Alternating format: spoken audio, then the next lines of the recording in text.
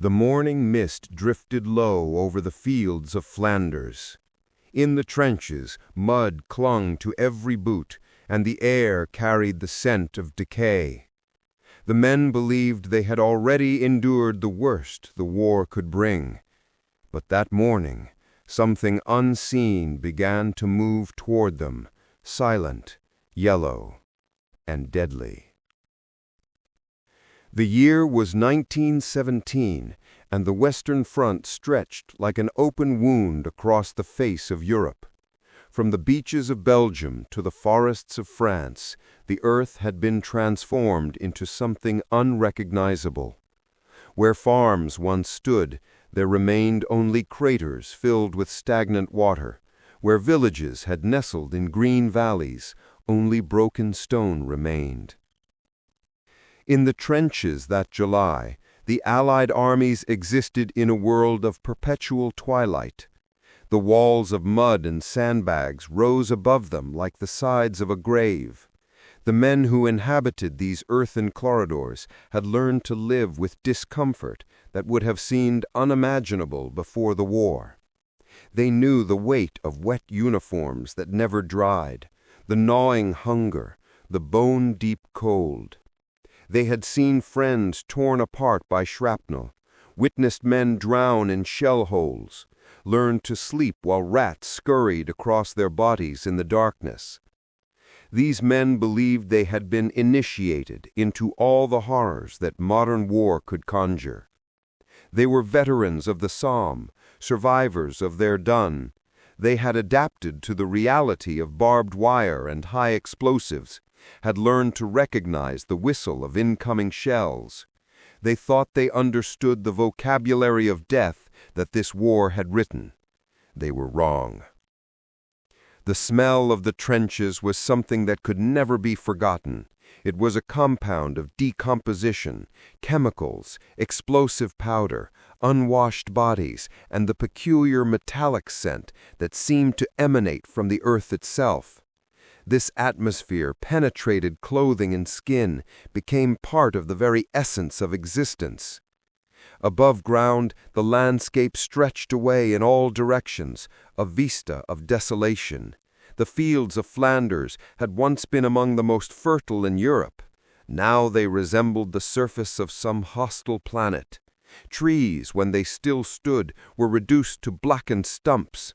Between the opposing trench lines lay no man's land, a zone of particular horror, where barbed wire stretched for yards and the unburied dead lay scattered among the wire. The men who garrisoned these trenches came from every corner of the Allied nations: British soldiers, Canadians, Australians, Indians, French, all shared the common identity of soldiers on the Western Front. They had the particular weariness that comes from prolonged exposure to danger, a fatigue that sleep could never quite address. Their eyes held a quality that civilians would find difficult to meet, a hardness born of witnessing things that peaceful life never demanded one see. July of 1917 found the Allied armies preparing for yet another offensive. The soldiers who would carry out this offensive knew what to expect: a preliminary bombardment, and then the order to go over the top, to advance across no man's land into the face of enemy fire. They prepared their equipment with the thoroughness of men who knew their lives might depend on the smallest detail. But the German High Command had prepared something new for this battle, something that would change the nature of warfare in ways that would echo through the remainder of the century and beyond. The story of mustard gas began not in the trenches, but in laboratories, in the minds of men who applied the principles of science to the problems of war. The compound itself had been known since the previous century, but these early investigations were driven by curiosity rather than military application. The Great War changed everything. When the conflict settled into the stalemate of trench warfare, both sides began searching for ways to break the deadlock. gas offered the possibility of flowing into trenches and dugouts, of reaching men who could not be hit by bullets or shrapnel. The Germans had been the first to deploy gas on a large scale, releasing chlorine at Ypres in April of 1915. Allied soldiers, unprepared and unprotected, had died by the thousands. In the aftermath, gas masks appeared, and warning systems were established. The element of surprise had been lost. But the chemists continued their work, searching for compounds that would be more effective, more difficult to defend against. It was in the course of this research that mustard gas emerged as a particularly promising weapon. The chemical name was dichlorodiethyl sulfide. When synthesized, it appeared as a yellow-brown, oily liquid with a distinctive odor. Some said it smelled of mustard, others of garlic or horseradish. The smell was not particularly unpleasant, which made it insidious. There was nothing that immediately warned of danger. What made mustard gas particularly terrible was the nature of its effects. Unlike chlorine, which killed relatively quickly, mustard gas worked slowly and affected multiple systems. It was a vesicant, a blistering agent that destroyed tissue wherever it made contact. It could burn the skin, sear the eyes, damage the lungs, causing injuries that would take weeks or months to heal, if they healed at all. The effects were not immediate. There was a latency period of several hours between exposure and the onset of symptoms. This delay made the weapon insidious, as soldiers might be exposed without realizing it, continuing to function normally before the injuries manifested. When symptoms appeared, they were agonizing.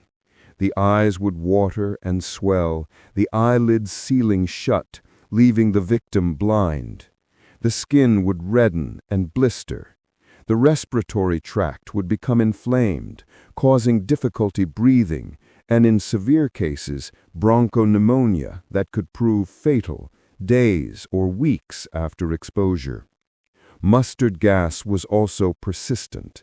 It could remain active on the ground, on equipment, on clothing for days or even weeks, creating zones that were hazardous long after the initial attack.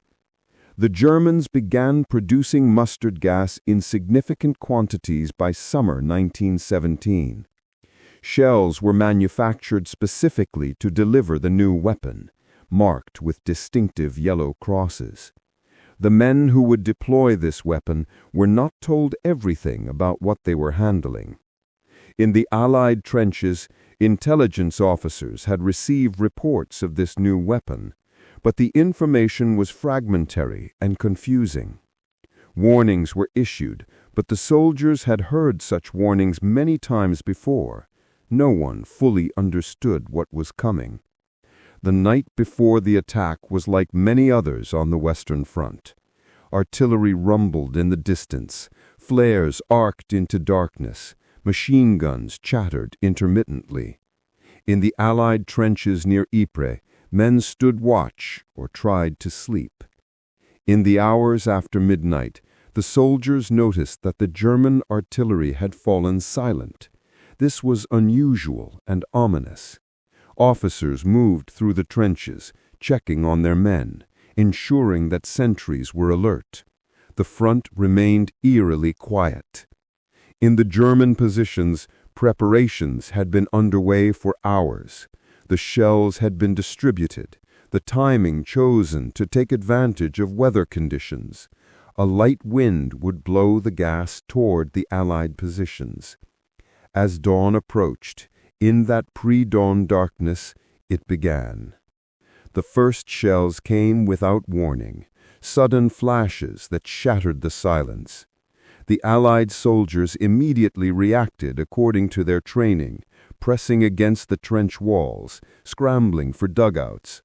But there was something strange about this bombardment. The explosions were different, less violent, producing a distinctive dull burst. Most tellingly, there was no whistle of fragments through the air. "Gas! Gas!" the cry went up along the trench line. Immediately, soldiers fumbled for their respirators, pulled the mask from its carrier, check the filter, slip it over the head, adjust the straps, ensure the seal was tight. In reality, with trembling hands and shells still falling, it took precious moments during which men continued to breathe contaminated air. The mustard gas shells burst in waves across the Allied positions. Each explosion released its payload, a mist of yellow-brown liquid that immediately began to vaporize. The vapor was heavier than air, sinking into the trenches, flowing into dugouts, collecting in shell holes. It moved with an almost animate quality, seeming to seek out every crack and crevice. The wind pushed the gas cloud across the Allied lines. It rolled forward like a fog, a yellowish wall that seemed to glow faintly in the growing dawn light. Men watching from positions not yet engulfed saw it coming with frantic haste and donned their masks. The first casualties occurred within minutes. Soldiers who had been slow to don their masks began to experience effects. Their eyes started to water and burn, a sensation that quickly became agonizing. Some tore off their masks in panic, exposing themselves to even greater concentrations. Others felt burning begin in their throats and lungs. They coughed, harsh, racking coughs that brought up mucus and blood. The masks offered some protection, but against mustard gas in high concentrations, they were only partially effective. In the dugouts, the situation was worse. The gas sank down the stairways despite protective curtains. Men huddled in darkness, wearing their masks, breathing air that tasted strange and metallic through the filters. The gas found its way in, slowly contaminating the air. The bombardment continued for nearly an hour. Time lost all meaning. They existed in a nightmare world of muffled sound and restricted vision through goggle lenses. As the sun rose, the shelling finally tapered off. Officers, still wearing masks, began to move through the trenches, assessing the damage. What they found was chaos. The trenches were filled with yellow-brown mist. The ground was slick with mustard gas, puddles lying in the bottom of trenches, contaminating everything. And everywhere there were men suffering. Some soldiers sat with hands covering their faces, tears streaming from beneath tightly shut eyelids. The gas had inflamed their eyes so severely that the pain was unbearable. They moaned and whimpered, reduced to helpless agony. Others were coughing, great racking spasms that brought up bloody mucus. They gasped for air, fighting to breathe through lungs already damaged by the chemical. Still others showed no immediate symptoms, but they had been exposed, and the gas was already working at the cellular level. The effects would appear in hours. The Germans were preparing to attack. Having delivered the gas, they sent their infantry forward. Soldiers advanced cautiously, wearing masks, moving through contaminated areas toward the Allied positions. In the Allied trenches, defenders tried to prepare. Officers shouted orders. Machine gunners took positions, though their effectiveness was compromised by the restricted vision. The battle that followed was confused and desperate. The German infantry encountered less resistance than usual against healthy defenders. In some sections, they overran the Allied trenches. In others, the defense held through sheer determination. It was only the arrival of reserves that finally stabilized the situation. As the fighting subsided, the full horror began to become apparent.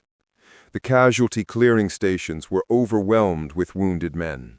They arrived stumbling along on their own or carried by stretcher bearers, with eyes swollen shut, faces blistered and burned.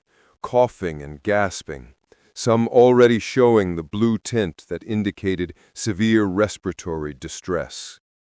The medical officers who received them were experienced men, accustomed to horrific injuries, but what they saw now was different. These were not mechanical injuries that could be addressed with surgery. These were chemical burns that affected entire body systems that would take weeks or months to heal, if they healed at all. The medical staff worked with desperate efficiency, trying to triage the wounded. But the sheer numbers made systematic treatment nearly impossible. Men lay on stretchers in long rows, waiting for attention that might not come for hours. Treatment options were limited.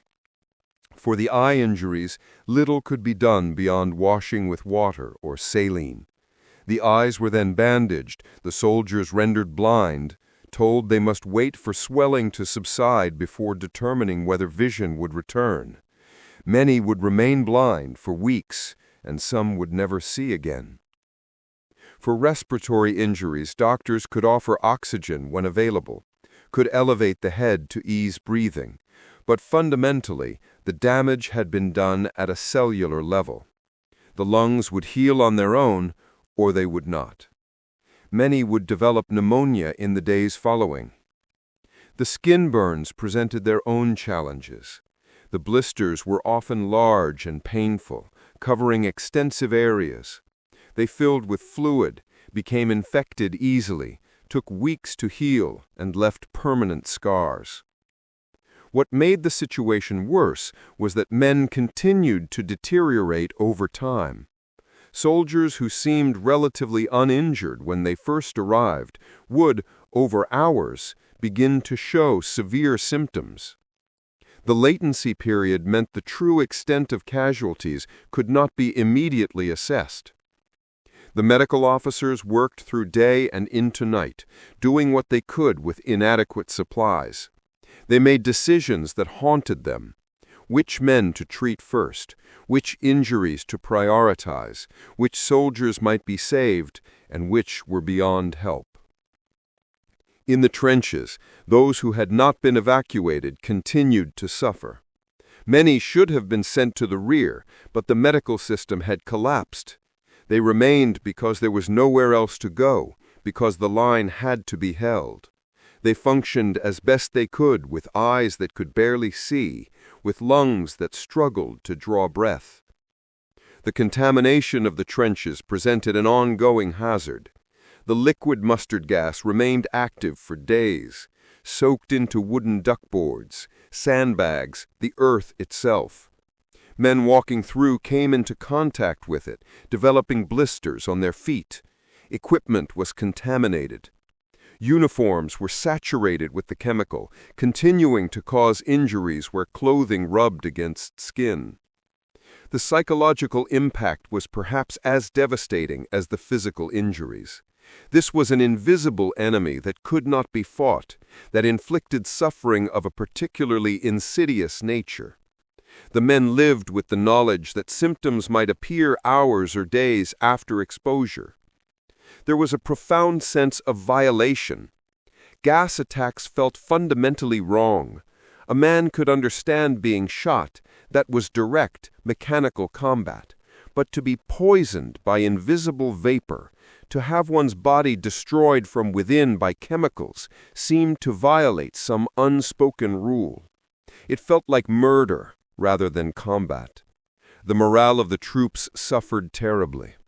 Men who had been willing to advance into machine gun fire found themselves paralyzed by fear of the gas. The masks offered some protection, but not complete security. The knowledge that they might be exposed at any moment gnawed at their courage. In the days following, the casualty figures became clear. Thousands had been affected. While many would eventually recover, hundreds would not. The death toll continued to climb as men succumbed to respiratory complications or infections. The hospitals filled with gas casualties, men lying in darkened wards with bandaged eyes, unable to see, unable to do anything but wait. Among the survivors were men whose lives would never be the same. Some were permanently blinded. Others suffered chronic respiratory problems, their lungs damaged beyond repair. Still others bore the scars of burns, disfiguring marks that would identify them as gas victims forever.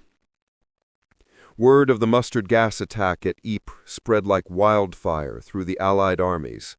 The accounts lost nothing in the telling, creating a legend of terror that exceeded even the terrible reality.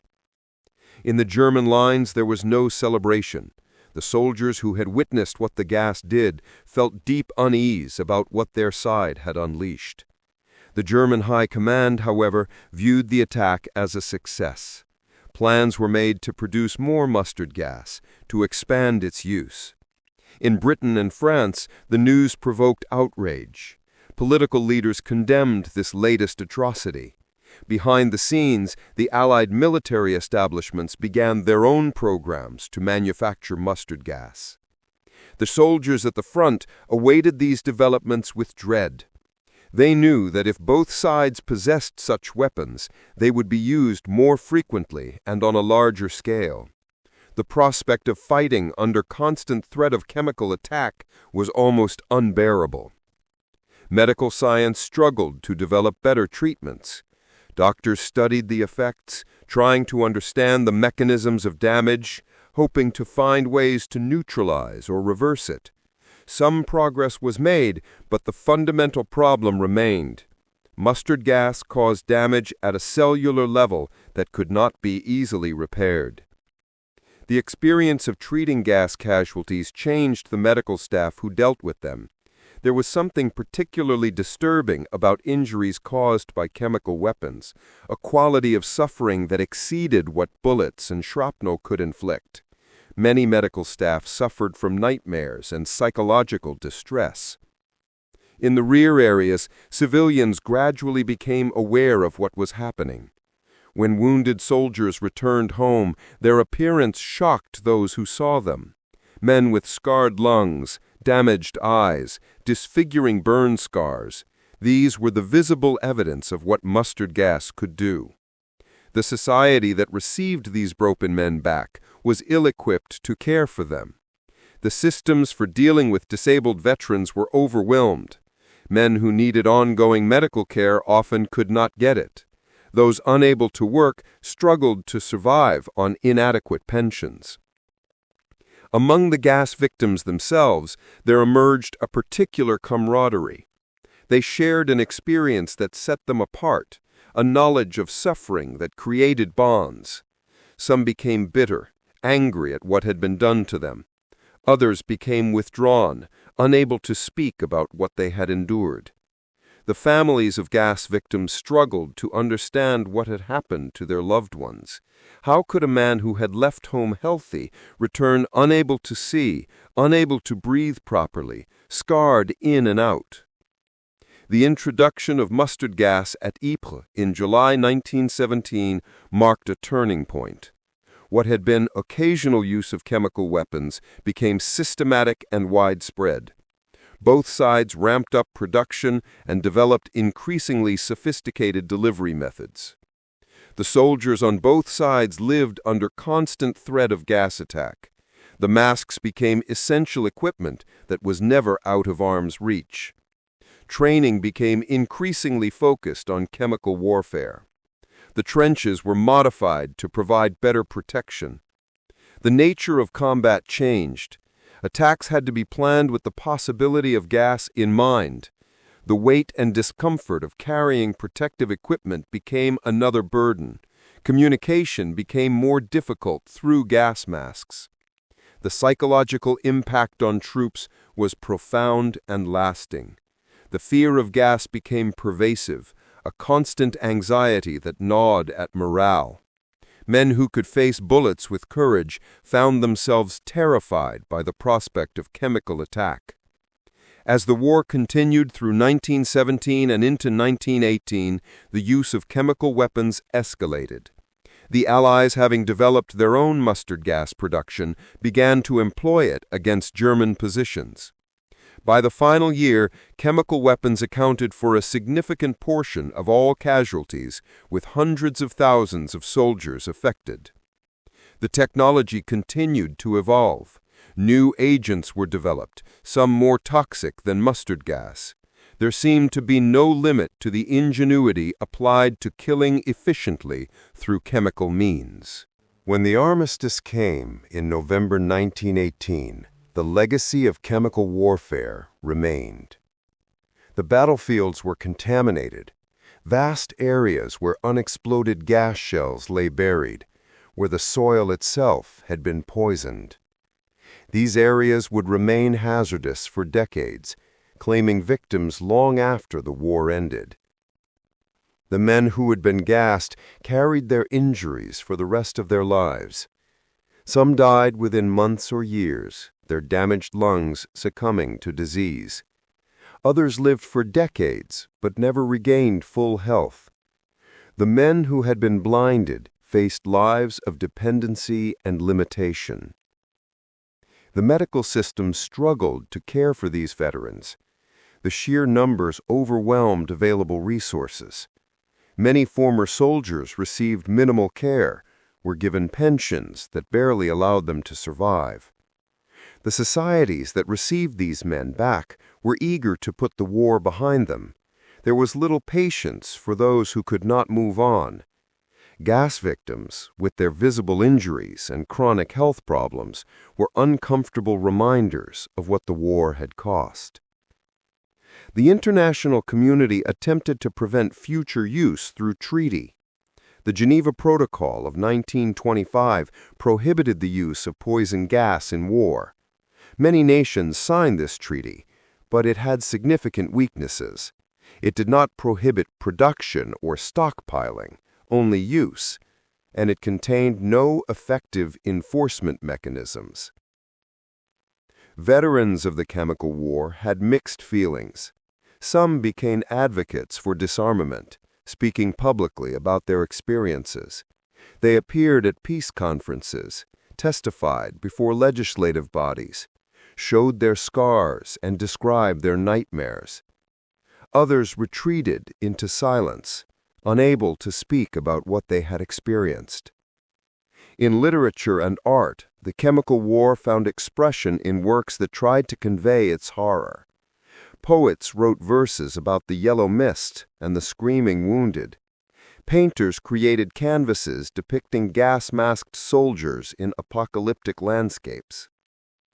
As years passed and veterans aged, the number of survivors decreased. By the 1930s, when another war seemed to be looming, most men who had experienced chemical warfare were middle-aged or elderly. They watched with alarm as international tensions increased. When the Second World War began, there was widespread fear that chemical weapons would be employed even more extensively. Both sides had the capability, had stockpiled enormous quantities. But extensive chemical warfare did not materialize on the Western fronts. Various factors contributed to this restraint, including fear of retaliation and the memory of the previous war's horror. The sun rises now over the fields of Flanders, as it has risen every morning since that July day in 1917. The light falls on peaceful farmland, on villages rebuilt, on forests grown over old battlefields. The physical scars have been largely erased, covered by time and the patient work of nature. But the memory persists. The soldiers who were gassed are gone now, all of them. Their voices have been silenced by time. What remains are the records they left behind, the documents and letters, the photographs and artifacts, the monuments erected in their memory. These remnants tell a story of suffering that should never be forgotten. They speak of young men who went to war expecting to face bullets and shells, who found instead an enemy they could not see and could not fight. They tell of medical personnel overwhelmed by casualties unlike any encountered before, of families that received back broken men, of societies that struggled to care for those who had sacrificed so much. The story of mustard gas on the Western Front is a cautionary tale about the application of science to warfare, about what happens when the pursuit of military advantage overrides moral considerations.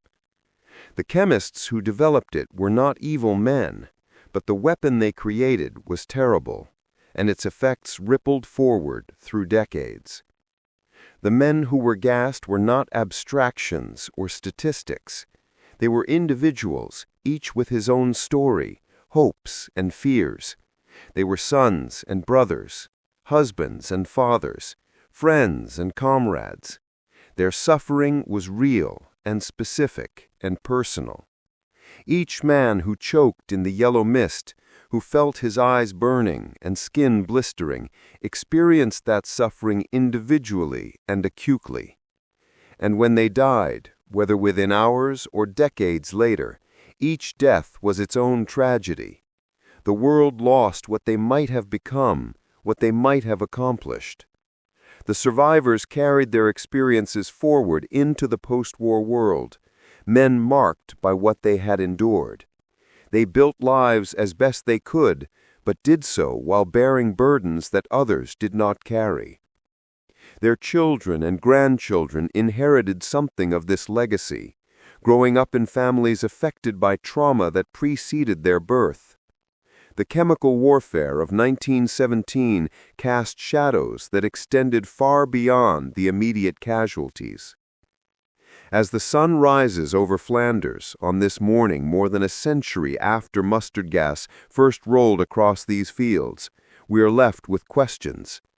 How do we remember suffering on such a scale?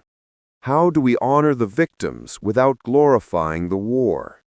How do we learn from history without becoming paralyzed by its horrors? Perhaps the answer lies in continuing to tell the story, in refusing to let the memory fade. The men who were gassed deserve to be remembered not as statistics, but as human beings who suffered terribly. Their story deserves to be told to remind us of the consequences when nations turn their full capacity toward destruction. The fields are quiet now. The morning mist rises from the ground, but it is only water vapor, harmless and natural. Birds sing in trees grown over old battlefields. Farmers work their land, growing crops, continuing the ancient human activity of coaxing life from the earth. The soldiers believed they had seen the worst that war could bring. They were wrong, and the realization came in the form of a yellow cloud that moved toward them on the morning wind. They faced it with whatever courage they could summon. They survived when they were able, and succumbed when they could not. We who live in the world they helped shape owe them the obligation of memory. We must remember what was done to them, what they endured, what they lost.